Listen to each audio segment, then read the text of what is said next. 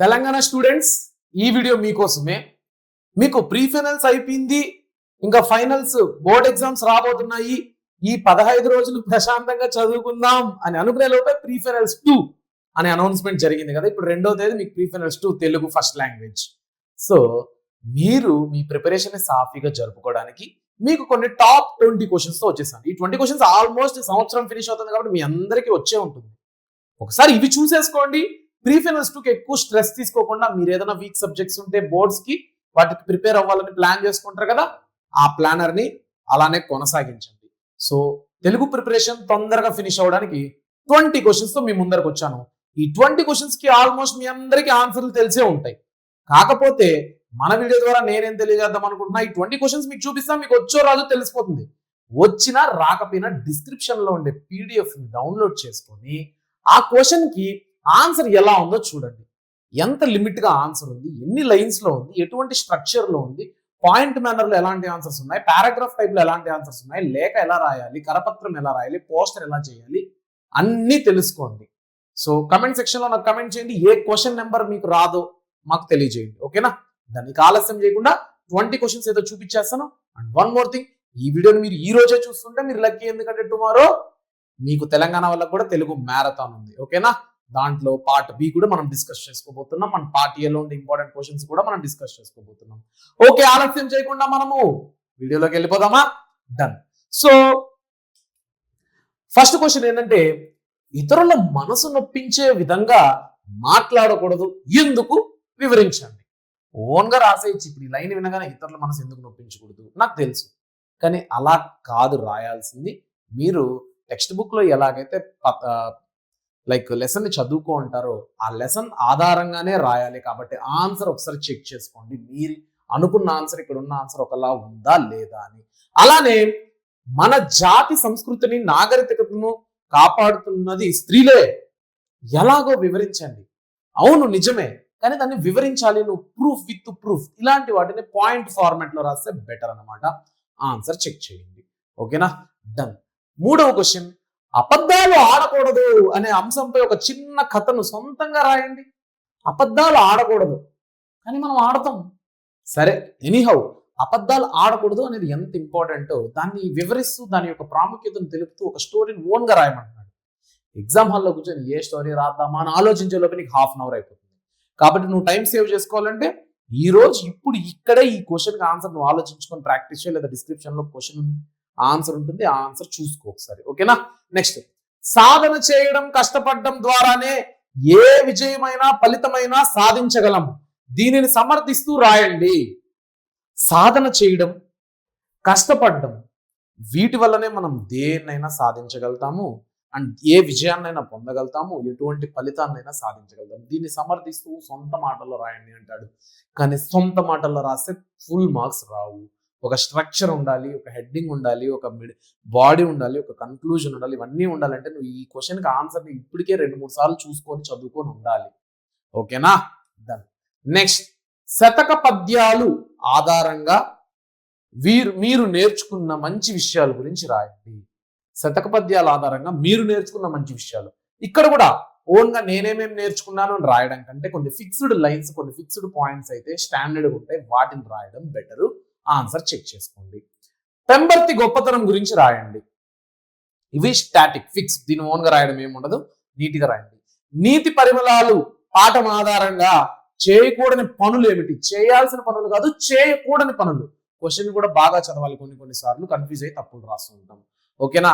అలానే మీకు నచ్చిన పద్యం గురించి తెలియజేస్తూ లేఖ రాయండి. మీకు నచ్చిన పద్యం, ఇక్కడ కూడా మీ పాఠ్యాంశంలో ఉండే పద్యాన్ని తీసుకో, ఆ పద్యం భావంని రాయి లేఖలో. ఆ పద్య భావాన్ని రాసి, ఆ పద్యాన్ని కూడా రాసి, భావాన్ని రాసి నీ ఫ్రెండ్కి లేఖ రాయి. ఓకేనా? అలానే నీటి సంరక్షణను తెలుపుతూ పోస్టర్ తయారు చేయండి. పోస్టర్ అంటే ఎక్కువ కలర్ పెన్సిల్స్, స్కెచ్లు వాడకండి, పెన్సిల్, బ్లూ పెన్నే వాడండి. చిన్న చిన్న బొమ్మలు వేయడానికి ట్రై చేయండి. కొటేషన్స్, కోట్స్ తెలుగులో అంటే నీటిని వృధా చేయకూడదు, ఇలాంటి చిన్న చిన్న స్టాటిక్ బేసిక్ కొటేషన్స్ అయితే రాయండి అనమాట, సూక్తులు. ఓకేనా?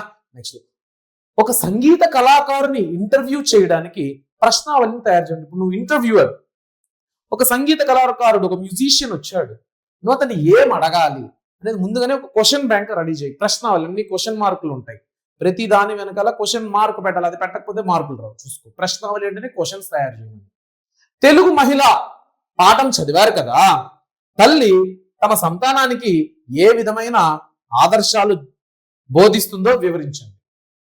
ఆ లెసన్ లో వాళ్ళ మదర్ ఏమి బోధించిందో అవే రాయాలి. ఓకేనా, డన్. నెక్స్ట్, సమాజంలో మీకు సేవలందించే వారి గురించి తెలియజేస్తూ మీ మిత్రునికి లేఖ రాయండి.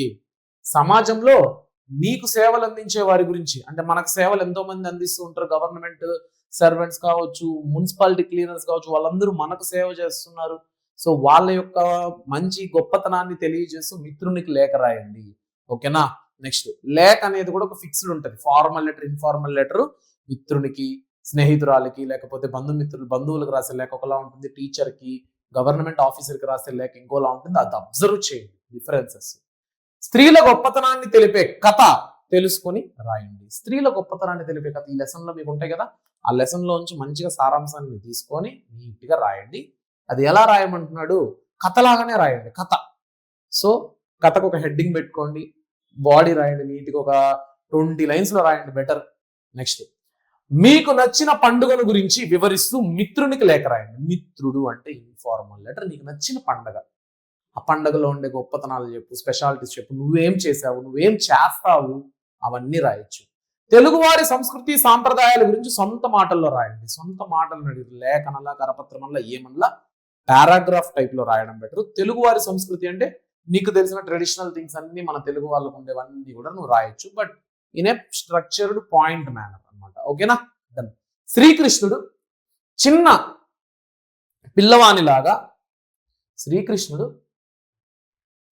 చిన్న పిల్లవానిలాగా ఏ విధంగా చద్ది తిన్నాడు, ఇది లెసన్ ఆధారంగా తీసుకొని రాయండి ఆన్సర్. ఓకేనా, ఎగ్జాక్ట్ ఆన్సర్ రాయండి, ఓన్ గా ఇలాంటి వాటికి రాయకూడదు. ఇంకోటి పాయింట్ మేనర్ లో వద్దు, పారాగ్రాఫ్ మేనర్ లో రాయండి. ఉపాధ్యాయులను గౌరవించాలని ప్రబోధిస్తూ ఒక కరపత్రాన్ని రూపొందించండి.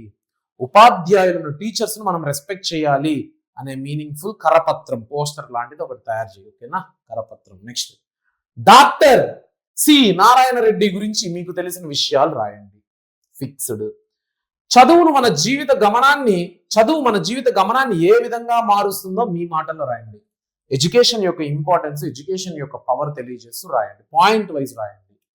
శ్రమజీవి పాఠం రచయిత గురించి రాయండి. ఇప్పుడు చూడండి, ఇక్కడ రచయిత పేరు ఇవ్వాల, శ్రమజీవి పాఠం అన్నాడు. సో నీకు ఆ పాఠం ఏ పాఠానికి ఏ రచయిత ఉన్నాడో, రచయిత్రి ఉందో నీకు తెలిసిన కన్ఫ్యూజన్ అయిందంటే కష్టం.